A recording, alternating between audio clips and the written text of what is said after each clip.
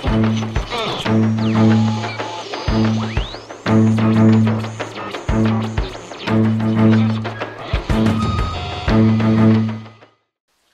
lui, bonjour. Bonjour. Donc, première question. Alors que vous étiez destiné à suivre une carrière politique comme celle des autres, vous avez fait partie du MR, qui est un parti de droite, vous avez fait partie du Parti populaire, un parti de droite. Donc vous étiez destiné à suivre une carrière politique dans des partis traditionnels. Quels sont les éléments qui ont fait qu'il y a eu ce changement de cap et que vous soyez dirigé vers ce que l'on appelle la dissidence? Écoutez, je suis fier, déjà dans un premier temps, d'avoir fait ce parcours politique. Parce que ce parcours m'a permis d'ouvrir les yeux sur la réalité, sur les mensonges, sur les manipulations. Donc pour moi, c'est pas une tare. J'ai vu comment ça fonctionnait dans un grand parti comme le MR. J'ai vu comment on travaillait dans un plus petit parti comme le Parti populaire. Et surtout, j'ai mon expérience de presque 4 ans au sein du Parlement fédéral. Alors je me suis rendu compte que finalement tout le débat politique c'était un grand show. Il y a des apparences d'opposition, on voit le MR contre le PS contre la NVA. Il y a des apparences d'opposition, mais finalement, derrière les caméras, tout le monde se tape sur l'épaule, tout le monde rigole ensemble, tout le monde se connaît, tout le monde s'embrasse, tout le monde se salue. Donc c'est du cinéma. J'ai aussi vu qu'au niveau des médias, il y avait beaucoup de manipulation. L'actualité, depuis que je suis parlementaire, je la vis au quotidien. Je vois ce qui se passe au Parlement. Et je vois après l'image qu'on en donne dans les médias, dans les journaux, à la télévision. Et je vois que ça n'a rien à voir avec la réalité que moi j'ai vécue, en direct. Donc je me suis dit, là, il y a un problème. On nous ment, on nous manipule.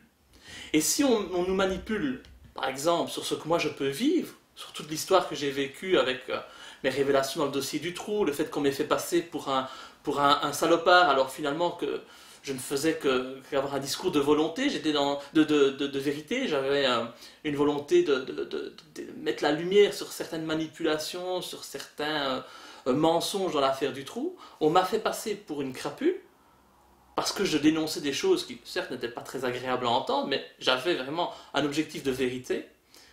Je me suis dit, mais si on fait ça avec moi, on peut faire ça avec n'importe qui. Et à partir de ce moment-là, je me suis mis dans un travail d'opposition et de véritable dissidence. Parce que je me suis dit, je vais commencer à remettre en question toutes ces vérités qu'on nous balance, et je vais gratter pour voir si c'est vraiment cela la réalité. Et je me suis rendu compte que, bien entendu, il y avait beaucoup de manipulations et que la vérité n'était pas celle qu'on tentait de nous faire croire à longueur de temps dans les médias, et que ce show politique, finalement, n'avait aucun sens. Il était uniquement là pour divertir les citoyens, mais que personne n'était là pour travailler véritablement dans l'intérêt de la population.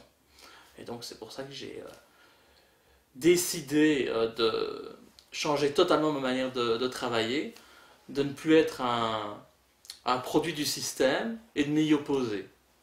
Donc c'est vrai que ça peut paraître un peu opportuniste comme démarche. Ça ne l'est pas du tout, c'est simplement une évolution dans mon chef. Je suis parti d'une structure normale, comme tout politicien démarre dans sa carrière politique. Et puis, voilà, il y a eu des évolutions. Parce que j'ai vécu des choses. J'ai ouvert les yeux, j'ai appris. Et c'est vrai que si j'avais été con au départ, aujourd'hui je suis beaucoup moins con qu'à l'époque. Et donc, je crois qu'il ne faut pas avoir peur de reconnaître ses erreurs. J'ai commis des erreurs. J'ai été sur des terrains qui n'étaient pas très intelligents. J'ai dénoncé des choses qui n'avaient pas lieu d'être dénoncées. Mais voilà, finalement, j'ai fait mon expérience, j'ai vécu les choses, et aujourd'hui, je peux dire que grâce à cela, je peux encore mieux comprendre les citoyens qui ne sont pas encore au stade qui est le mien aujourd'hui. Croire les journaux télévisés, croire les médias, je les croyais également auparavant. Donc je suis encore plus apte pour leur faire ouvrir les yeux, justement. Et c'est dans cette démarche-là que je suis aujourd'hui. Et c'est une démarche que je ne suis pas prêt d'abandonner, évidemment. Et quelles sont vos relations avec les autres députés, dans l'hémicycle et hors de l'hémicycle? Aujourd'hui, c'est le néant. Il n'y a pas de relation avec ces gens-là. on va dire très simplement que moi, s'ils se permettent, eux, d'établir un cordon sanitaire, je l'ai établi également. Pour moi, ces gens sont des gens néfastes. Ils détruisent notre pays. Ils se moquent des citoyens à longueur de temps. Je n'ai pas de relation à avoir avec ces individus. Clairement. Je n'ai aucun respect pour eux. Lorsque j'ai été élu, j'avais du respect. Je me disais, ces gens consacrent leur vie dans l'intérêt des citoyens. J'avais l'esprit qui était ouvert. Hein. Je m'étais dit, mais oui, mais non, ils sont là pour nous, ils sont là pour nous protéger, pour nous servir. J'ai constaté que c'est totalement l'inverse. Ce sont des gens qui se croient tout-puissants, qui sont persuadés que quoi qu'ils fassent, ils seront toujours là, parce que le système électoral est ce qu'il est aujourd'hui. Ils estiment qu'ils n'ont aucun compte à rendre à la population. Finalement, ils estiment que la population est à leur service. Alors que, normalement, les politiciens et les ministres sont au service de la population et qu'ils ont des comptes à rendre. Ce n'est pas le cas. Ils ne pensent pas comme ça. Donc moi, clairement, je ne veux pas avoir de lien avec eux. Peut-être une ou deux autres personnes au sein du Parlement pour lesquelles j'ai du respect. Ces personnes, c'est Jean-Marie De Decker, par exemple. Je pense que ce qu'il dénonce est vrai. Il a le courage aussi de dénoncer certaines choses. Mais on ne peut jamais être d'accord sur tout. Quelqu'un pour lequel j'ai aussi du respect, c'est Zoé Genot, d'Écolo, qui, je crois, est sincère dans sa démarche de défense des travailleurs des plus faibles. Pour le reste, aucun respect. Non, ce sont des gens qui ne pensent qu'à leur carrière, qui ne sont là que pour avoir leur salaire, et même ils font leur travail sans sérieux. On vient juste pour appuyer sur un bouton et on est content parce qu'on a gagné 6 000 euros tous les mois et on est prétentieux. Mais je ne dis pas, au début, les personnes qui me crachent dessus aujourd'hui n'étaient pas spécialement désagréables avec moi. Hein. Quand j'ai été élu, Didier Reynders me donnait la main. Hein. Il me serrait la main, on se parlait au sein des autres parlementaires, surtout dans les rangs du MR. Hein. On venait m'embrasser, on était sympa avec moi. Lorsque j'ai commencé à ouvrir ma gueule, évidemment, là, on a été beaucoup moins sympa. Et aujourd'hui, on fait comme si je n'existais pas. Tant mieux, parce que moi, je ne leur parle pas à eux. Ils sont perdus. Ces gens, de toute façon, ont vendu leur âme au diable. Ils n'ont, pour moi, pas d'avenir. Ils se sont pervertis en défendant des intérêts qui ne sont pas ceux pour lesquels, normalement, ils doivent travailler. Donc, pour moi, ces gens sont irrécupérables. Et c'est plus à eux que je m'adresse aujourd'hui quand je m'adresse et que je prends la parole au Parlement. C'est plus à eux. Moi, je parle directement aux citoyens et à ceux qui les dirigent, nos élus. Voilà, c'est la relation, c'est le néant le plus total et j'en suis très satisfait. Donc après votre passage au Parti populaire, vous avez fondé le MLD, Mouvement pour la liberté et la démocratie, Ouais. que vous avez ensuite dissous. Ouais. Et c'était, on va dire, plus ou moins pour adhérer aux thèses partagées par Étienne Chouard sur la démocratie. Mm-hmm. Maintenant, on a l'impression que vous avez fait marche arrière. Donc vous voulez vous présenter sous les voies de la démocratie actuelle. Pourquoi avoir fait... Il y a de un, la volonté de créer un électrochoc au sein de la population. Lorsque j'ai créé le MLD, c'était juste au sortir de cette relation très difficile au sein du PP. Je crois qu'une semaine après mon départ du Parti populaire, j'ai mis sur pied le MLD. Il est clair que j'ai peut-être agi avec trop de précipitation, trop dans l'instant, et surtout en n'ayant pas encore fait mon travail d'éveil politique. Et donc j'ai constitué le MLD dans la même logique que celle du Parti populaire à l'époque. C'est-à-dire que, si on revient un peu en arrière, lorsque le PP a été fondé, c'était sur base de certaines valeurs, comme l'unité du pays, le fait de travailler, de ne pas avoir peur de dénoncer certaines choses, un parti qui du parler est vrai. Puis, Modric Hamel a totalement modifié le programme du parti unilatéralement, pour transformer finalement le Parti populaire en un parti de droite, mais en un parti d'extrême droite. des thèses auxquelles je ne pouvais pas adhérer.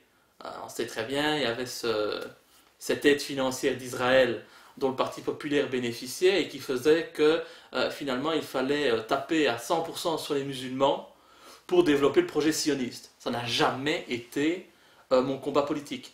J'ai toujours été du côté des Palestiniens dans le conflit israélo-palestinien.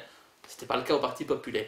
Donc moi j'ai voulu continuer, par respect pour mes électeurs, j'ai voulu continuer ce travail que j'avais mis en œuvre déjà au sein du PP. Et donc finalement le MLD c'était le Parti populaire originel. C'est pour ça que beaucoup de personnes ont quitté le PP pour me suivre également. Ce qui s'est passé, c'est que directement, le MLD a été suivi par des personnes qui n'avaient pas des intentions très nobles. C'était surtout des gens qui venaient pour me contrôler, pour me mettre un peu sous cloche, et surtout pour me planter un couteau dans le dos dès que c'était possible. Il y avait des espions qui sont venus d'un peu partout, du PS, du MR, du CDH. C'est malheureux, mais c'est comme ça. Et moi, j'étais trop confiant, j'ai laissé ces personnes venir, et finalement, ces personnes ont fait en sorte de détruire le mouvement, il faut le dire.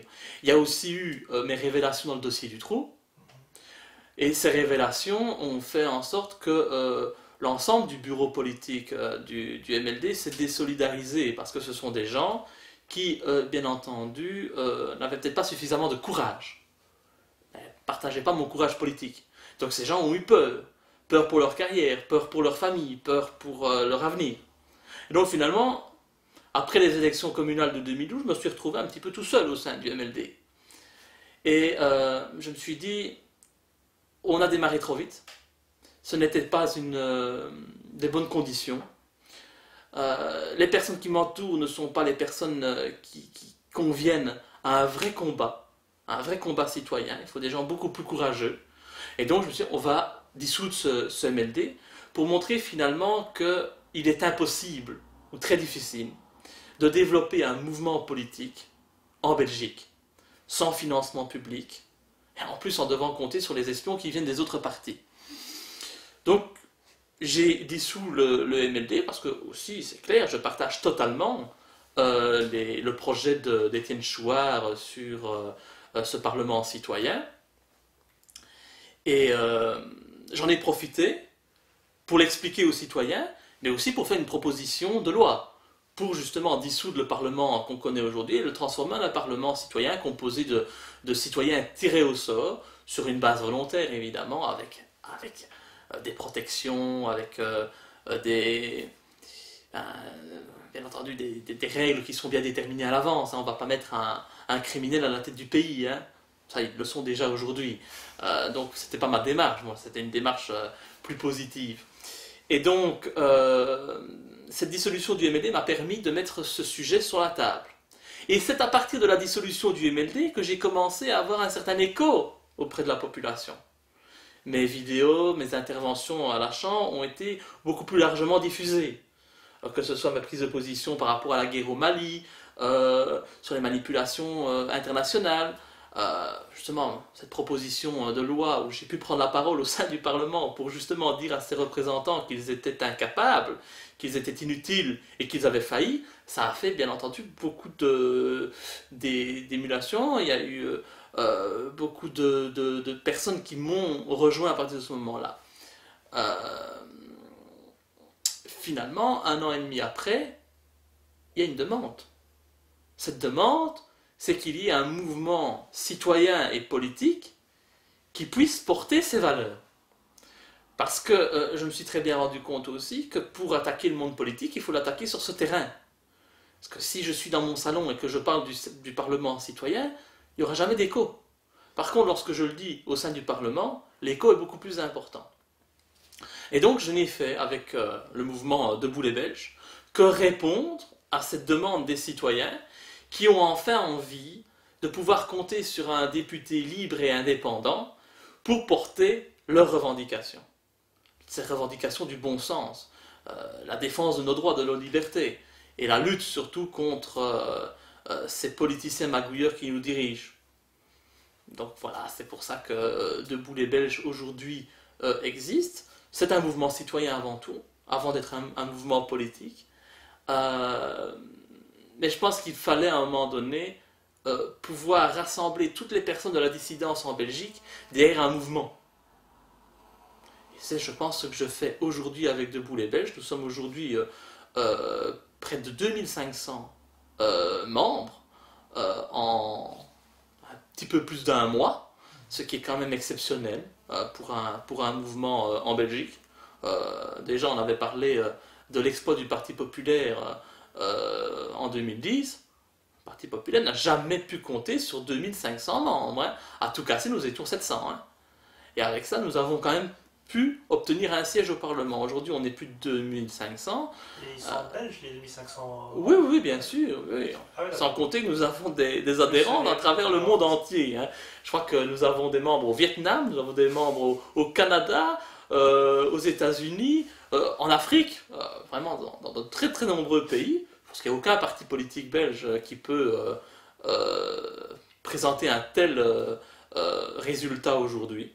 Et puis, je suis aussi soutenu de manière bien plus large que la Belgique.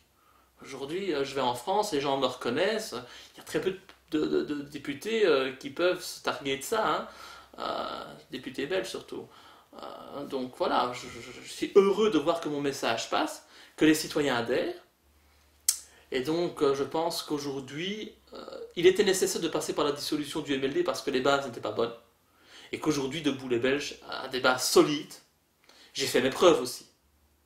Pendant plus d'1 an et demi, j'ai dénoncé, apporté des solutions pour lutter contre ces politiciens qui nous dirigent, dénoncer le nouvel ordre mondial, dénoncer la franc-maçonnerie, dénoncer l'influence des groupes Bilderberg. Je pense que je pouvais dénoncer l'influence des banksters, parce que je ne pouvais pas aller plus loin. Et les gens se sont rendus compte qu'il y avait une authenticité, qu'il y avait une recherche de vérité, et qu'il y avait une sincérité dans mon chef. Et donc les personnes qui me suivent aujourd'hui sont des personnes qui sont à 100% derrière moi. Et ça, je pense que c'est important. Et c'est avec ces personnes qu'on peut vraiment développer quelque chose de viable sur la scène politique belge. Donc vous avez après rejoint le parti Islam. Je voulais savoir pourquoi il y a eu cette alliance avec un parti aussi controversé que celui-ci et qui n'a pas de grand soutien de la part de la communauté musulmane de Belgique. Quelle stratégie politique y avait-il peut-être derrière ça? Donc en fait, l'épisode Islam vient lorsque le MLD a été dissous. Donc là, je siégeais comme député indépendant. Clair que j'ai dénoncé assez violemment la politique d'Israël. Et à partir de ce moment-là, les responsables du mouvement, si on peut appeler ça un mouvement islam, sont venus me voir au Parlement et m'ont dit qu'ils étaient séduits par mon discours. Que c'était un discours qui passait très bien au sein de la communauté musulmane et qu'ils souhaitaient pouvoir compter sur mon appui pour les prochaines élections. Moi, à cette période-là, je vous avoue que je ne pensais même pas aux élections de 2014 parce que j'étais persuadé que je n'avais aucune chance d'être réélu. On était en mars, je pense, 2013. Pour moi...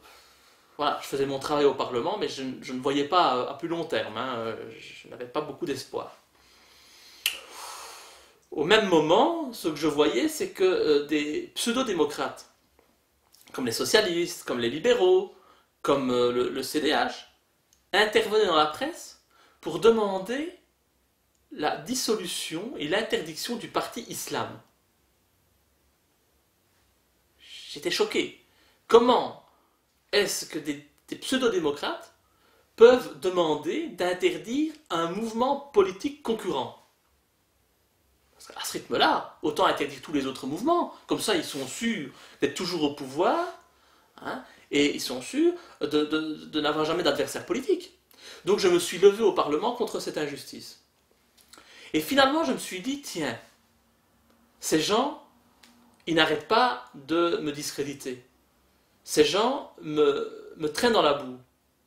Eh bien finalement, je leur mettrais bien une belle quenelle en faisant en sorte que ce mouvement islam, même avant les élections de 2014, il intègre directement le Parlement.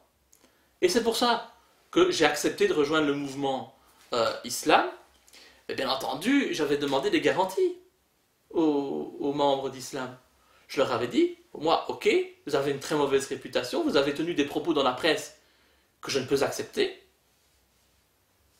Il va falloir revenir sur ces propos.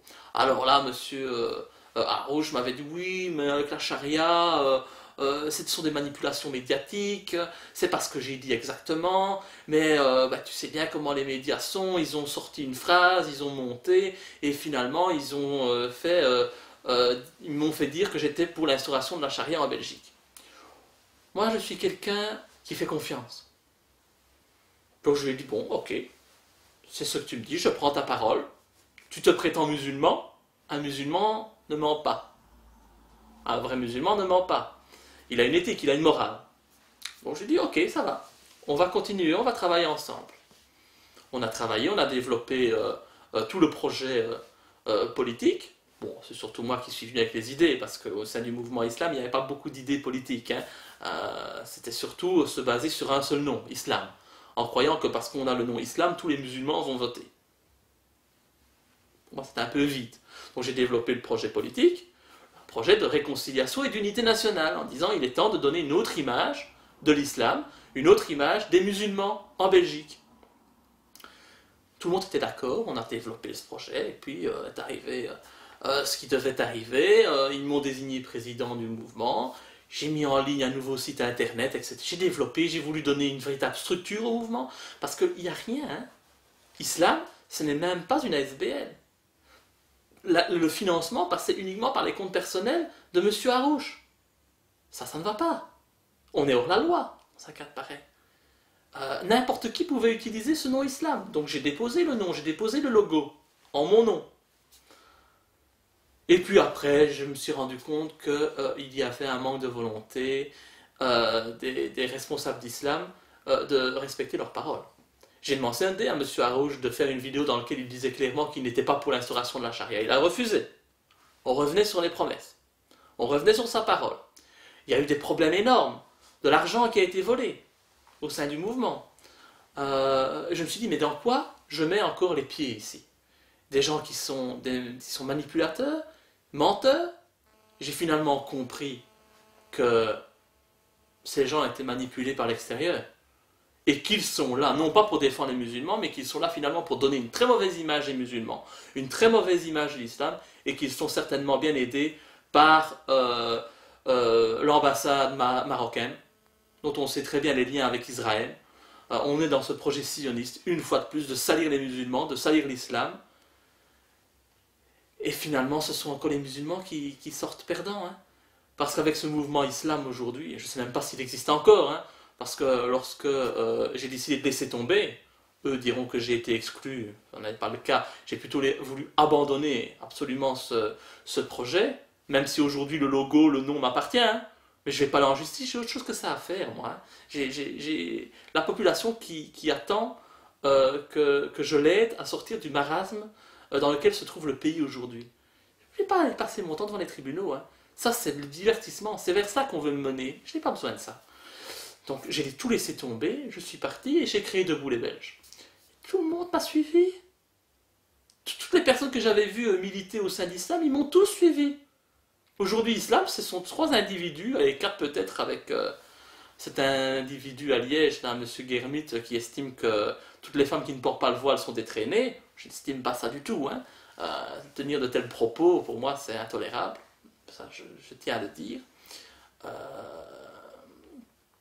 Et donc voilà, il reste 3 ou 4 personnes au sein du mouvement islam. Tous les autres sont venus avec moi et nous avons développé le même mouvement que nous voulions faire avec Islam, mais sous le nom de Debout les Belges. Un mouvement de réconciliation, d'unité nationale, faire en sorte que les musulmans soient respectés aussi en Belgique, qu'ils puissent montrer que ce ne sont pas des terroristes en puissance. Mais clairement, le mouvement islam de M. Harouche, c'est une catastrophe. Hein. soutenir un tel mouvement, c'est soutenir la stigmatisation perpétuelle des musulmans. Donc voilà, c'est un épisode qui m'aura permis encore une fois de me rendre compte qu'en politique on peut faire confiance à personne. Je peux passer pour une girouette. MR, PP, MLD, Islam, Debout les Belges. Finalement, pourquoi? Parce que j'ai à chaque fois essayé de trouver des gens corrects en politique. Des gens sincères. Mais je me suis rendu compte qu'il y avait beaucoup plus d'escrocs, de menteurs et de manipulateurs que de gens honnêtes. Donc voilà, j'ai dû faire des expériences, j'ai dû me prendre des gifles, mais au moins aujourd'hui je sais ce qu'il en est. Et je suis peut-être beaucoup plus prudent aujourd'hui, même si on ne peut jamais être totalement prudent. Hein. Parce que lorsqu'on fait un mouvement politique, le but c'est pas de rester replié sur soi-même, hein. C'est de s'ouvrir à d'autres, c'est de faire confiance à des personnes. Je me suis rendu compte que finalement on pouvait toujours tomber sur des personnes qui n'ont pas des intérêts très nobles.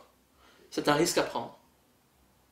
Et je ne dis pas que demain il n'y aura pas d'autres personnes qui viendront et qui me planteront un couteau dans le dos. Hein. C'est possible. C'est un risque à prendre. Mais si je ne prends pas ce risque, ben je dois rentrer chez moi et ne plus vouloir faire quoi que ce soit en politique. Hein. Parce que pas moyen, c'est incontournable. Malgré tout, dans la presse dite officielle, on nous parle de votre expulsion. Et on ne dit pas que vous avez quitté le parti.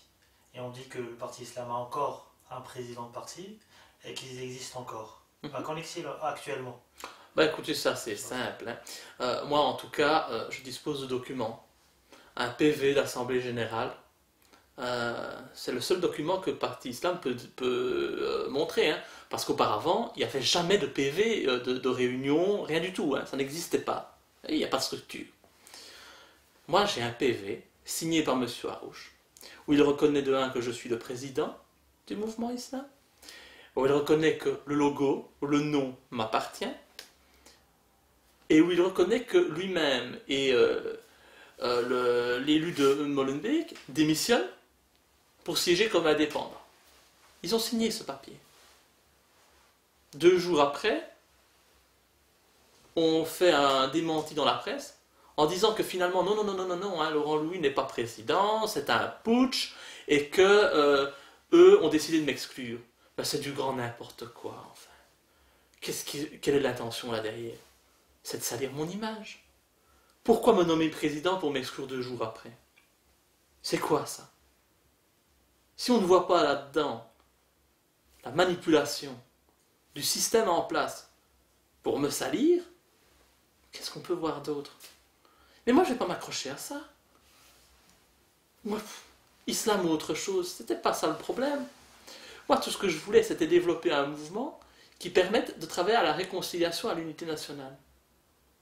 J'ai vu qu'avec ces gens-là, c'était pas possible. J'ai vu qu'ils avaient menti. J'ai préféré m'en aller. Je ne me suis accroché à rien. Aujourd'hui, comme je vous ai dit, on pourrait être en justice, où je pourrais les interdire d'utiliser leur logo, d'utiliser le nom, mais ça ne m'intéresse pas. Donc, qu'on dise ce que l'on veut, ce que l'on constate aujourd'hui, c'est que du côté du mouvement islam, il y a 4 individus extrémistes qui s'entraident pour essayer de développer un mouvement qui va berner les musulmans en utilisant le nom islam, et que de l'autre côté, il y a moi, qui en 1 mois et demi ai développé un mouvement suivi par différentes communautés du pays, que ce soit la communauté africaine, congolaise, la communauté musulmane, mais aussi les Belges, chrétiens, ceux que j'appelle les belgo-belges, entre guillemets. C'est toujours difficile de les appeler d'une certaine manière, mais bon, il faut bien les citer. Et un mouvement qui a atteint 2500 adhérents. Alors, qui a raison? C'est les gens qui peuvent décider finalement qui est le plus crédible. Est-ce M. Harouche, avec ses 2-3 acolytes, ou est-ce moi?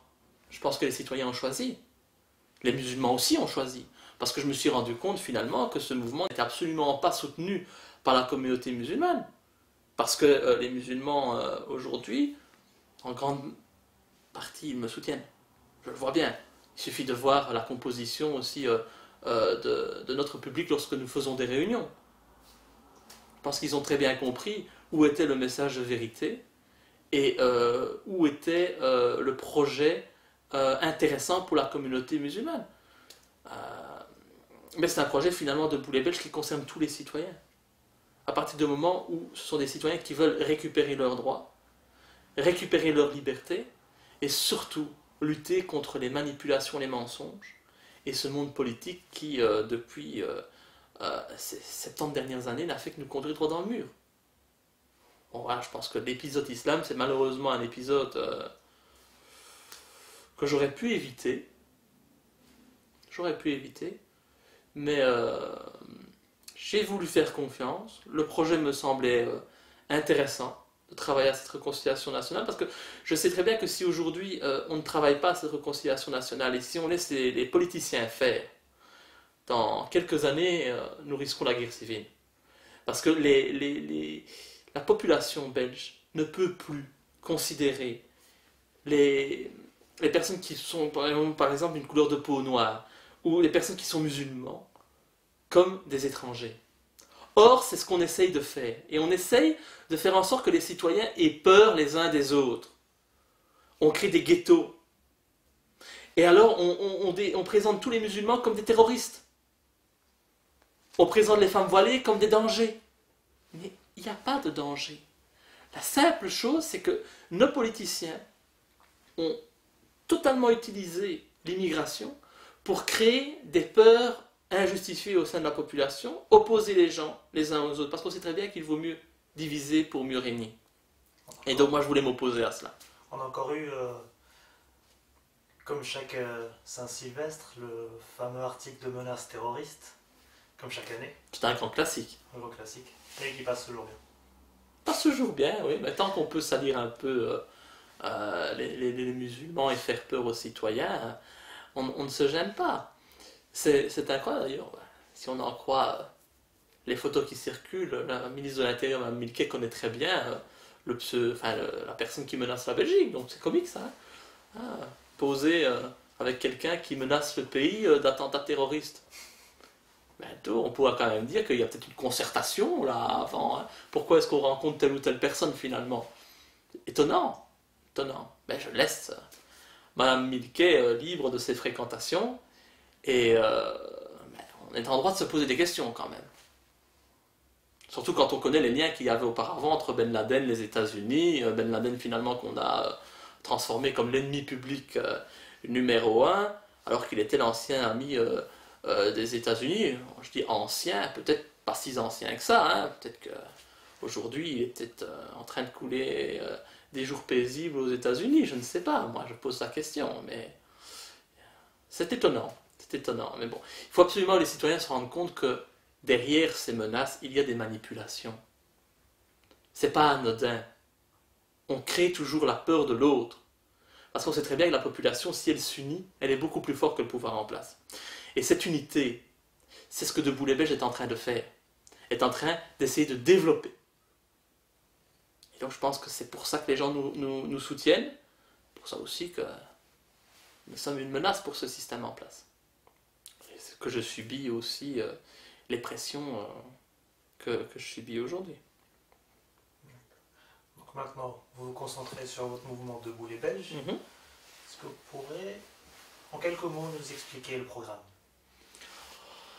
Le programme, oui, c'est vaste évidemment. C'est lutter contre les manipulations médiatiques, lutter contre les mensonges politiques, lutter contre la mauvaise gouvernance et offrir un véritable avenir digne de ce nom à nos enfants. Donc c'est un programme du parler vrai, du politiquement incorrect. Nous sommes ouvertement pour le politiquement incorrect. J'estime qu'on est en droit aujourd'hui de dire aux citoyens les choses telles qu'elles sont. De ne pas avoir peur d'aller dans certains sujets. Parce que directement on peut être stigmatisé. C'est d'offrir en fait aux Belges un pays qui ait retrouvé une certaine éthique et une certaine morale. Parce qu'aujourd'hui on voit bien que nos dirigeants ils prennent des décisions sans prendre en compte l'aspect moral et éthique des choses. Et c'est pour ça que notre pays, par exemple, massacre des civils dans certains pays pour créer le désordre. C'est pour ça que la Belgique aide les rebelles islamistes en Syrie, aide financièrement, logistiquement. C'est devenu... nos dirigeants sont vraiment un ramassis de malfaiteurs. Et donc, Debout les Belges s'oppose à cette mauvaise gouvernance.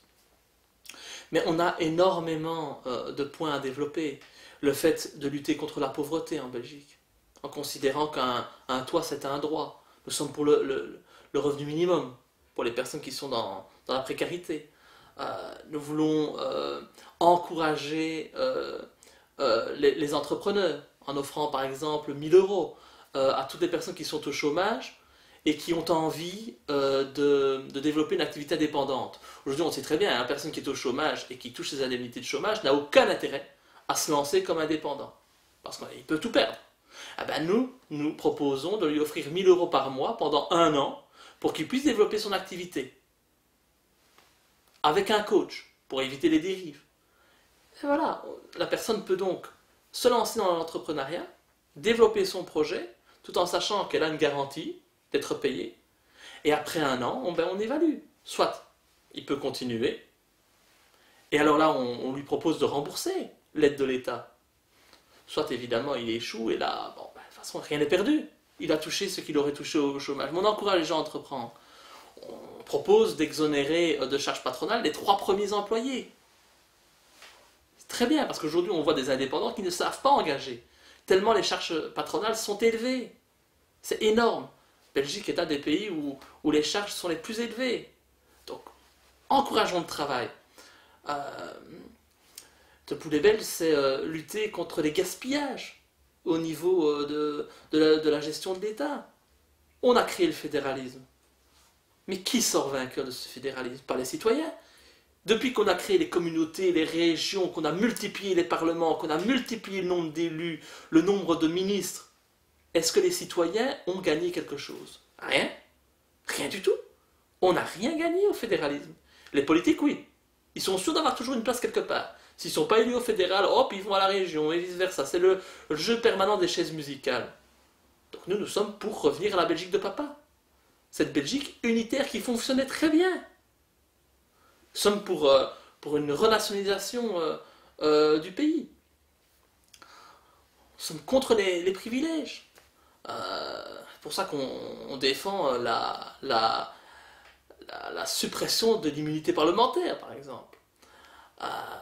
C'est difficile de développer tous les points, parce qu'on est aussi à l'avant-garde au niveau écologique. Nous sommes contre le nucléaire. Mais la dénucléarisation totale du pays, ça passe aussi par les ogives nucléaires américaines qui sont stockées à Klein-Bruegel, dont personne ne parle. Mais on parle toujours des centrales nucléaires, mais il n'y a pas que ça. Nous sommes aussi la poubelle des États-Unis dans notre pays. Nous voulons tendre vers un système qui permette l'autonomie énergétique, pour tendre tout doucement vers la gratuité de l'énergie, parce que l'énergie, elle est tout autour de nous. Personne n'est propriétaire de l'énergie. Mais certaines multinationales se sont appropriées l'énergie. L'air, le vent, c'est gratuit. Le soleil, c'est gratuit. Pourquoi est-ce qu'on devrait nous le faire payer? Donc aujourd'hui, on sait très bien qu'il existe des procédés qui permettent d'avoir l'énergie gratuite. Mais personne au sein de nos dirigeants ne va développer cela. Parce que c'est s'opposer directement à ces multinationales et à ces gens qui dirigent le monde. Parce qu'on a les armes pour changer ça. Les armes. Les armes? Oui. Ben, les armes, ça passe par le politique. Il faut que les citoyens, justement, se lèvent, ne soient plus soumis aux diktats des mensonges médiatiques, et se disent, ben, ça existe. Si je prends par exemple la commune de Beckrich, au Luxembourg, c'est une commune qui fonctionne de manière autonome pour la production d'énergie. Dans ce village, les citoyens ne payent plus l'électricité. Si on peut le faire dans une petite commune du Luxembourg, on peut le faire à travers toute la Belgique. Et vous imaginez le nombre d'argent, l'argent que certaines personnes vont perdre? Faramineux. C'est la faillite pour Electrabel. Mais qui gagnera? Ah, c'est sûr que les actionnaires ne gagneront plus. Les actionnaires de GDF Suez ne gagneront plus autant d'argent. Mais les citoyens, eux, ils en sortiront vainqueurs. Donc moi, c'est les citoyens que je dois protéger. Donc je ne peux pas leur mentir. Je ne suis pas là pour répondre aux demandes de lobby. Je suis là pour défendre les intérêts des citoyens. Et les intérêts des citoyens, c'est d'aller vers la gratuité de l'énergie. C'est possible, à condition qu'il y ait une volonté politique. Et nous sommes là pour transformer cette volonté politique en réalité. Voilà. Mais le programme de Boulet Belge, c'est très vaste. Moi, j'invite tout le monde à aller lire notre programme. Ce sera plus facile parce que si je dois en parler, je pense que je peux en parler pendant 10 heures. Hein. Mais c'est surtout rendre le pouvoir aux citoyens et faire en sorte de lutter euh, contre toutes ces chaînes qu'on nous a mis aux pieds et libérer les citoyens. Pour la devise de votre mouvement, qui est Réconciliation et Unité nationale, alors que le parti, on va dire, est 100% francophone, comment peut-on mener un combat d'unité nationale sans, donc actuellement, penser à nos voisins du nord du pays? Tout à fait. Donc, bon, d'abord, De Boulet Belge, c'est un mouvement. Je tiens à la logique de mouvement, même si les gens ne comprennent pas toujours bien la différence entre mouvement et parti politique. C'est-à-dire que nous, on est là pour répondre à l'attente des citoyens. Donc, s'il n'y avait pas eu une demande des citoyens, De Boulet Belge n'aurait jamais vu le jour. Aujourd'hui, ça fait 1 mois et demi que le mouvement existe. En 1 mois et demi, il était impossible de développer le mouvement partout. Mais c'est notre objectif. Nous avons déjà des personnes qui demandent à pouvoir ouvrir des antennes en Flandre et également dans la partie germanophone du pays. Dans la semaine, nous allons déjà avoir le programme qui va être traduit en néerlandais. Ce sera mis sur le site internet du mouvement. À terme, nous aurons la même chose en allemand. Bon, il y a aussi l'aspect financier qui entre en jeu. Hein. Il est très difficile, quand on n'a pas d'équipe salariée, de pouvoir développer par exemple tout un site internet dans les 3 langues nationales. Ça demande beaucoup de travail. Hein. De Boulet Belge aujourd'hui ne compte que sur le bénévolat. Il n'y a que moi qui travaille pour De Boulet Belge avec quelques bénévoles. Donc évidemment, on ne fait pas tout ce qu'on voudrait faire. Donc, il faut aller petit à petit. Mais la volonté est là. Donc à terme, De Boulet Belge sera un mouvement qui sera également en Flandre, également dans la partie germanophone du pays, pour justement travailler à cette unité, à cette réconciliation nationale. Mais je demande simplement un peu de patience aux Belges. Sans moyens financiers, sans salariés, on ne sait pas faire tout ce qu'on voudrait, et certainement pas en 6 mois. Alors, on a quelques mois jusqu'aux élections, hein, on a encore 5 mois jusqu'aux élections. Il est impossible aujourd'hui de dire que le parti sera partout en 5 mois. C'est justement une erreur qu'on pourrait commettre, c'est la précipitation. Bon, moi, je préfère aller petit à petit sur des bases au moins qui sont solides et développer ce mouvement. Mais il y a une demande. En Flandre, cette demande existe. Elle est peut-être moins présente en Flandre qu'en Wallonie. Parce qu'il y a aussi la réalité. Il y a beaucoup plus de personnes qui connaissent des situations de précarité en Wallonie qu'en Flandre aujourd'hui. Et donc le ras-le-bol est beaucoup plus présent en Wallonie qu'en Flandre. Où là, le ras-le-bol se renverse plus sur la NVA. On voit que la NVA est soutenue. Ce qui est dangereux, hein, parce que pour moi, la NVA est un parti de système qui n'attend qu'une seule chose, c'est de faire comme les autres, en fait, hein, mais en ayant le pouvoir. Pour moi, ce n'est pas la logique de Boulet Belge. Soyons clairs, si demain, De Boulet Belge gagne les élections, imaginons un rêve fantastique, nous avons la majorité absolue.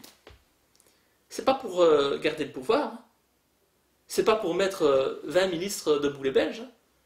C'est pour dissoudre le Parlement tel que nous le connaissons aujourd'hui, c'est pour modifier la Constitution, mettre sur pied une constituante, et nous disparaître. Si on arrive à terme, De Boulet Belge a vocation à disparaître. Nous aurons alors transformé la démocratie actuelle, qui n'en est pas une, en une véritable démocratie, en ayant rendu le pouvoir à la population, et faire en sorte que ce soit les citoyens eux-mêmes qui dirigent. Moi, je ne rêve pas de devenir président de la Belgique, hein, ni Premier ministre de la Belgique. C'est pas mon objectif. Je veux que les Belges redeviennent les maîtres de ce pays. et non pas les politiciens aujourd'hui qui nous considèrent comme leurs esclaves. Donc je crois que c'est une logique qui est totalement différente de ce que l'on a pu connaître jusqu'ici. Je ne vois pas un seul président de parti qui rêve de la dissolution de son mouvement. Moi j'en rêve. Je rêve qu'un jour on puisse dissoudre Debout les Belges. Ça voudra dire qu'on aura réussi notre projet. Quel peut être le résultat de Debout les Belges aux prochaines élections? On va dire, vous n'avez aucune couverture médiatique dans les médias, on dit officiels, vous êtes même diabolisé par eux. Et est-ce qu'on peut gagner en jouant avec les règles du jeu qui ont été mises en place par ceux qui veulent vous détruire politiquement? Et vous êtes considéré par ces mêmes démocrates d'accident de la démocratie, si je ne fais que citer une certaine personne. Ah, mais je remercie André Flahault, le président de la Chambre socialiste, de m'avoir traité d'accident de la démocratie, parce que j'en suis fier. Je suis un accident de la démocratie. Oui, c'est certain. Et je le revendique haut et fort. Parce que je ne suis pas comme eux. Je ne réponds pas aux diktats de certains lobbies comme eux le font. Je défends les citoyens. Je n'ai pas peur de prendre la parole pour exprimer ce que les citoyens ressentent. Ces politiciens qui se moquent de moi, ils me disent que je raconte des conneries, que je suis un populiste, que j'invente les choses. Or, je ne les invente pas. Je ne fais qu'être l'écho des citoyens qui viennent me voir et qui me disent « Mais nous, on est dans la merde. Hein. On voit bien que tout coûte de plus en plus cher, que les salaires, eux, ils n'augmentent pas, que nos frigos sont de plus en plus vides, qu'on doit faire des choix dans la vie, entre se soigner ou manger, donner de la viande à nos enfants, mais nous en priver. » C'est la réalité des citoyens aujourd'hui. Les politiques ne veulent pas l'entendre. Bon, passons. Donc je suis un accident de la démocratie, c'est clair.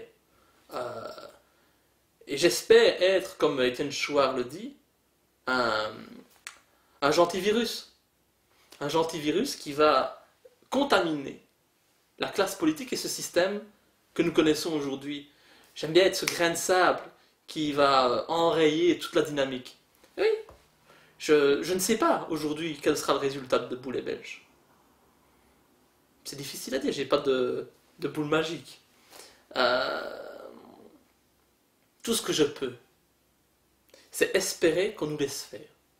Comme avait dit le juge Bourlet, le procureur Bourlet, à l'époque de l'affaire Dutroux, hein, il avait dit on arrivera à la vérité si on me laisse faire.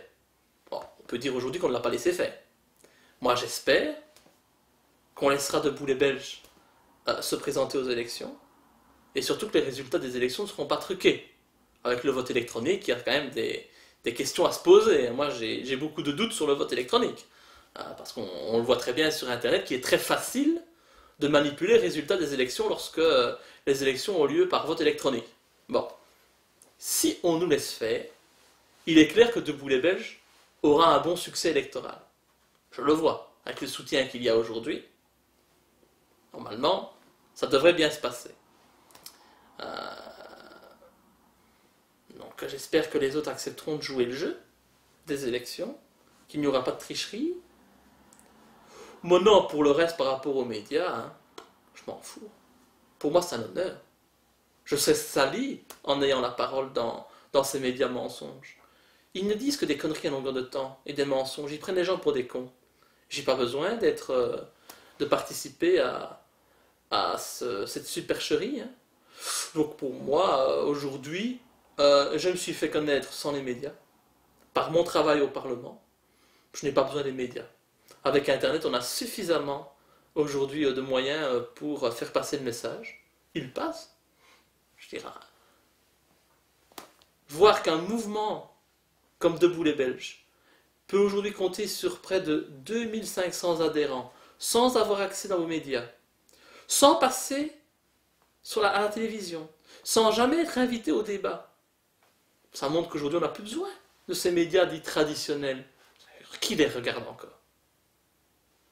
Donc voilà, moi j'espère qu'on nous laissera faire, qu'on pourra présenter nos listes et que le résultat sera positif. C'est pas pour moi, hein. Moi je m'en fous. Hein. Si demain je suis plus élu, je ferai autre chose. Hein. C'est pour les citoyens.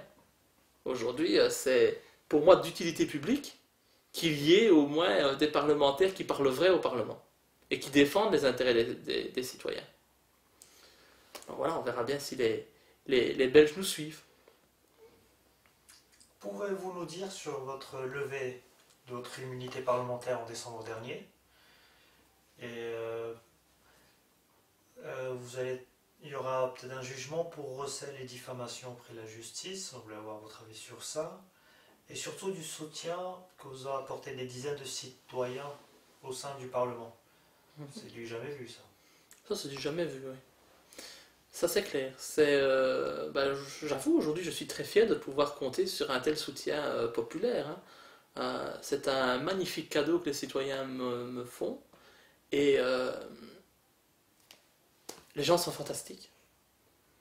Autant je me suis battu seul pendant des mois, autant aujourd'hui je peux dire que je suis soutenu et que derrière moi il y a des centaines de personnes.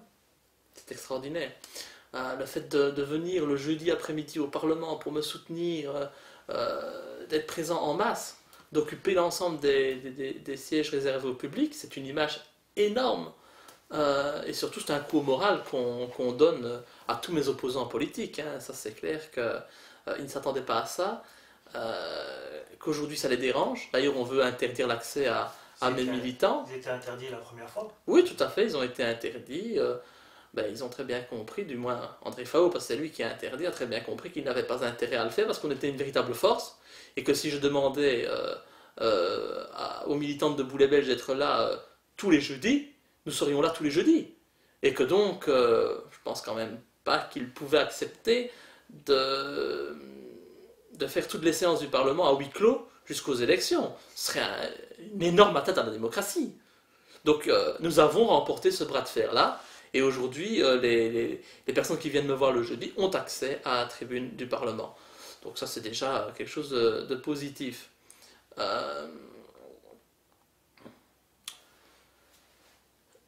Maintenant par rapport aux affaires judiciaires qui me concernent, on est dans un procès politique. Hein. On voit très bien, c'est un deux poids deux mesures. Hein. On parle de recel du dossier Dutroux.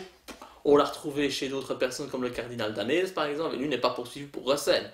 Pourtant c'est le même dossier. Donc deux poids deux mesures. Les diffamations et autres, je pense que j'ai déjà pu exprimer ce que je pensais à ce sujet-là. Oui, j'ai dit que le Premier ministre avait été porté sur certains types d'individus au niveau sexuel. Voilà, je pense que je ne dois pas le répéter ici. Maintenant, ma volonté n'est pas de faire condamner Elio Di Rupo. Je sais très bien qu'il est au-dessus des lois. Ma volonté, c'est de prendre un risque pour faire en sorte que la population ne voit pas cet homme comme un sauveur. Parce que c'est l'image que les médias tentent de nous faire passer en ce qui le concerne. Moi, je voudrais que les gens se rendent compte qu'il y a quand même des doutes à avoir sur sa personne. Et j'ai apporté les preuves. On peut les voir sur YouTube par rapport à la vidéo qui circule et à la demi-heure que j'ai eue au Parlement pour pouvoir me défendre par rapport à cette levée de l'immunité que j'ai d'ailleurs réclamée. Parce que ça fait partie de mes valeurs. Je suis contre les privilèges et donc je suis contre l'immunité parlementaire. Donc moi, j'invite tous les citoyens à aller voir cette vidéo. Elle parlera plus que ce que je pourrais dire ici aujourd'hui. Tout ce que je peux dire, c'est qu'on est dans un procès politique, que c'est la ministre de l'Intérieur et la ministre de la Justice qui ont demandé au parquet de me poursuivre. Et donc aujourd'hui, le 21 janvier, je devrais répondre de ces actes devant la Chambre du Conseil, qui va décider d'un éventuel renvoi ou non devant le tribunal correctionnel. Donc moi j'invite tous les citoyens à venir le 21 janvier pour me soutenir. Parce que finalement, je ne suis poursuivi que pour avoir osé dire certaines choses et avoir dit la vérité. Je crois que c'est quand même très grave pour un pays qui se dit démocratique. Je pense que quand on est parlementaire, on doit avoir le droit de tout dire. Il n'y a pas de sujet tabou. On constate ici qu'il y a certains sujets sur lesquels on ne peut pas intervenir. Et si par exemple le Premier ministre est une pire crapule qui existe, on ne peut pas le dire, sous prétexte qu'il est Premier ministre. Je suis désolé. Mais si un parlementaire ne peut pas l'ouvrir, qui peut l'ouvrir? Le citoyen dans la rue? Mais non, on ne va jamais l'écouter. Donc ça veut dire qu'on considère que certaines personnes sont au-dessus des lois, qu'elles peuvent tout dire et qu'il n'y a personne pour les contrôler et pour les dénoncer. Ça, je ne suis pas d'accord. Et j'espère que de nombreux citoyens ne seront pas d'accord. C'est la même chose dans le dossier du trou. On nous a menti, on nous a caché la vérité pendant des années. Pourquoi ne peut-on pas dire que la justice a menti? Tout simplement parce qu'il y a des puissants qu'il faut protéger. Je ne suis pas d'accord. Je ne suis pas d'accord avec le fait que Dutroux soit aujourd'hui en prison et que les autres qui ont participé à la mise à mort des enfants, eux, soient en liberté. Je ne veux pas vivre dans un pays comme ça. C'est intolérable. Donc, j'espère que d'autres citoyens partagent ce point de vue, et je le vois, puisqu'ils sont nombreux à m'apporter leur soutien. Et donc, j'espère que la justice est encore indépendante dans ce pays. Et j'espère que je ne serai pas condamné.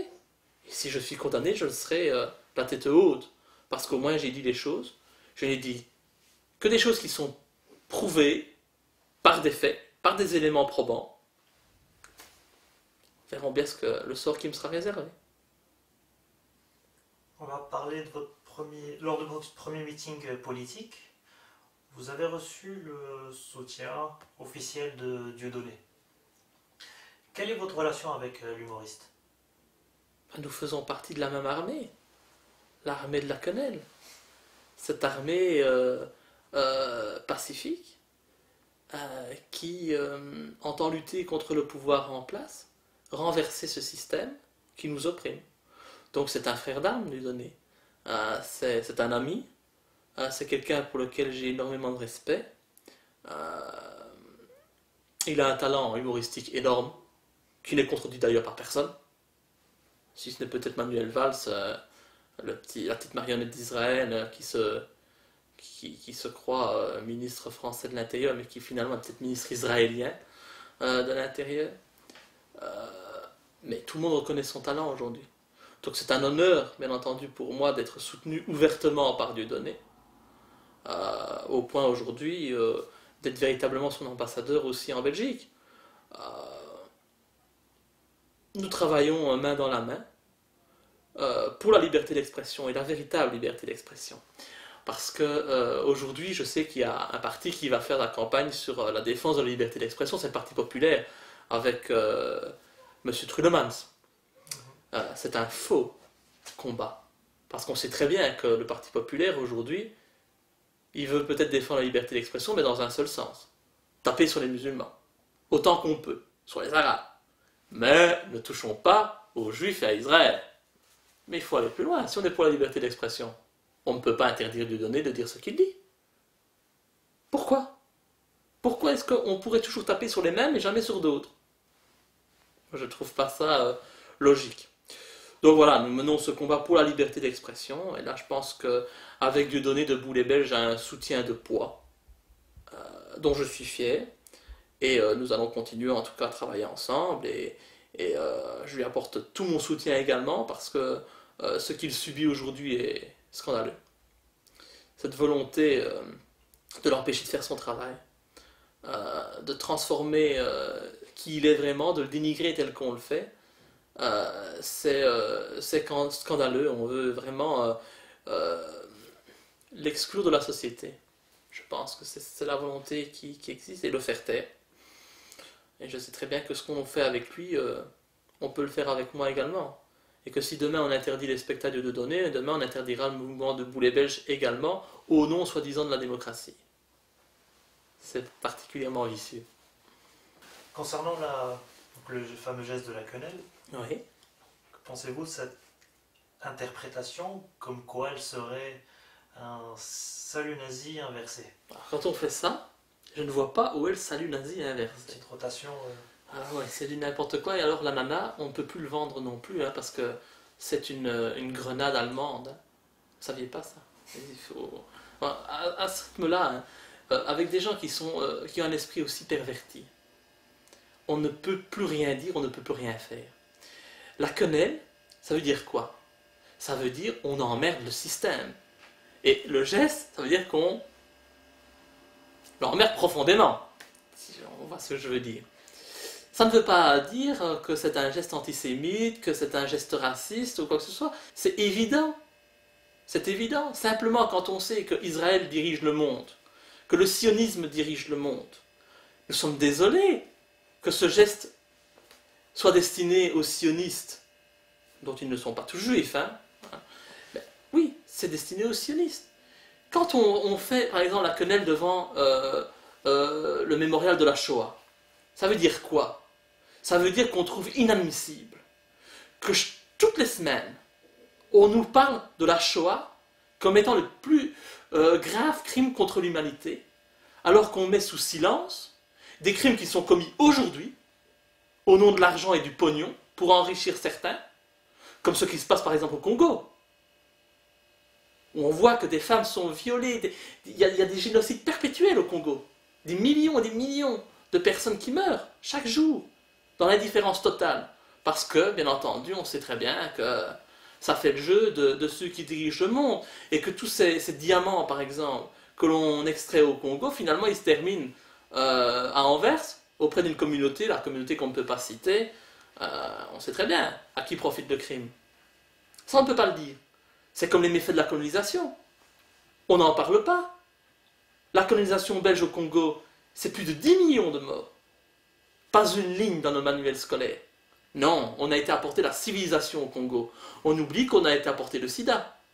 Parce qu'on a utilisé les Congolais comme des cobayes dans les années 60. On oublie de dire aussi qu'on a coupé les mains des Congolais qui ne voulaient pas travailler pour enrichir notre pays, pour enrichir la famille royale. Ça, on ne le dit pas non plus.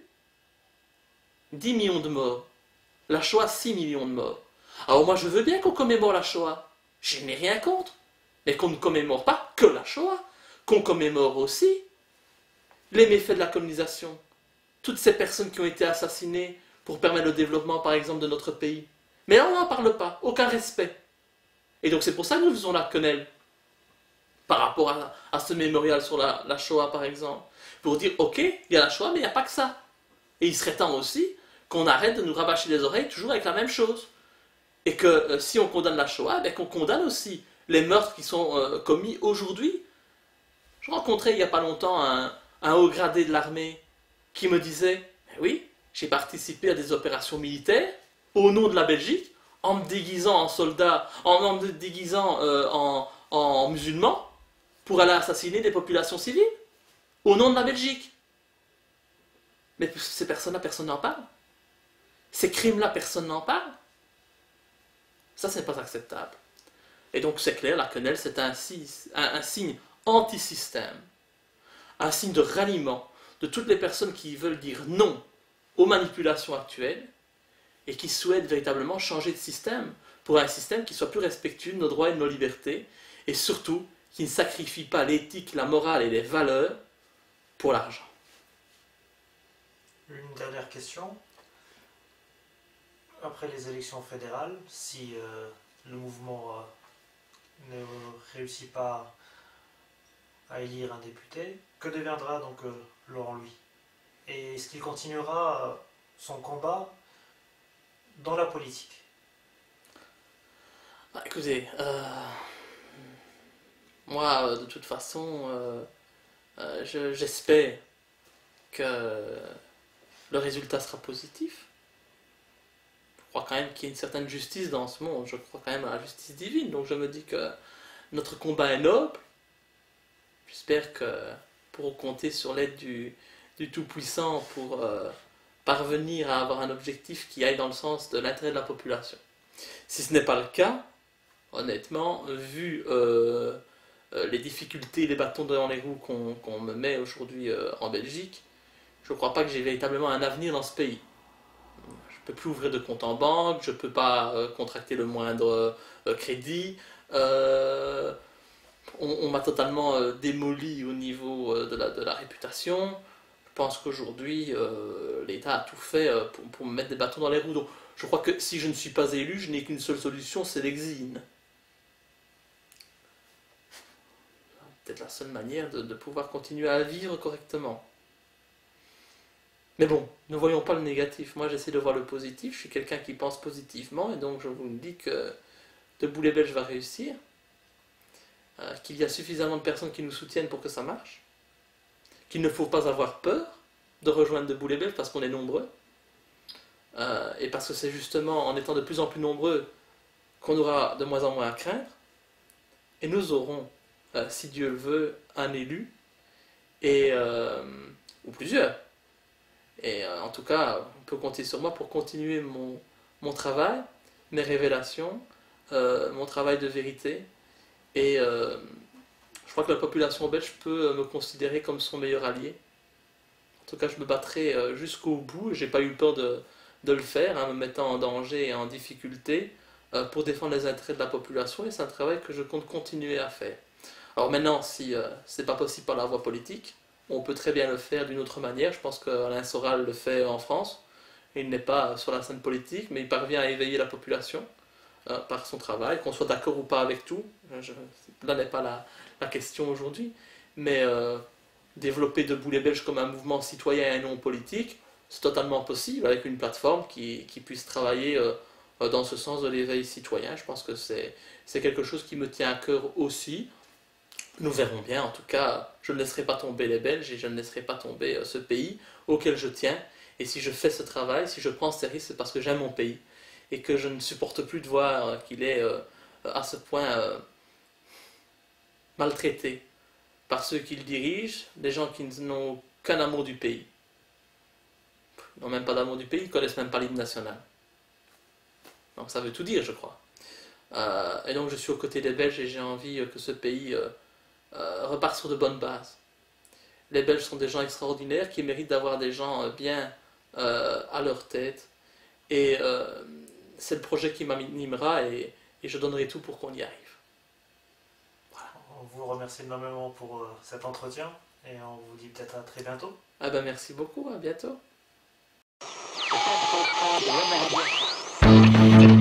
Thank you.